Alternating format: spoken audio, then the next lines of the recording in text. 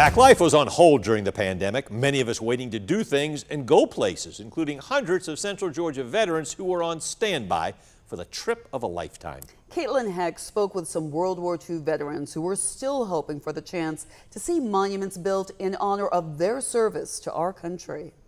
Mainly, I was a flight deck supervisor. Their jobs? And I was assigned to a ship as the electronics officer. And experiences. I went to Normandy, walked out on the Omaha beach. All different. But why these World War II veterans chose to serve? The same. I sort of consider the U.S. as a great big home, and I'd sure protect my home. I wouldn't have been drafted for another year, but I volunteered, went on in. Another thing they share, Rudy Blackwell, Robert Buck, and William Heislip are among more than 250 Central Georgia veterans waiting for a chance to take an honor flight to see the monuments in Washington, D.C. See what I was fighting for. The pandemic grounded all of the group's flights the past 2 years. Sad for all of us.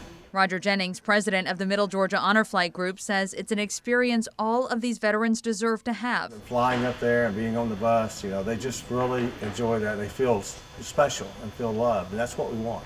It's also a chance for World War II, Korea, and Vietnam vets to share their stories. My gun fired over a mountain and dropped down on top of a Japanese airplane factory. We would go out to sea and operate and do our job for 30 days. But Jennings says with each canceled flight, more veterans lose that opportunity. We've had at least 8 that's on our list that haven't went yet, and they've passed away. That's why he says they are on a mission to get as many veterans as they can up to D.C. next year. We hope to get 6 flights in next year, maybe even a couple additional flights in next year to try to catch up.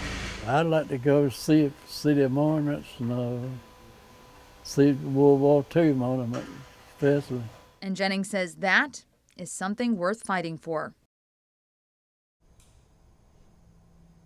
And when the veterans arrive home from their honor flight, they have a crowd welcoming them back with cheers, signs, and flags. Now, that's something many of them didn't experience when they came back from war. Roger Jennings says they want to see that same enthusiasm when they start flights again, hopefully in March.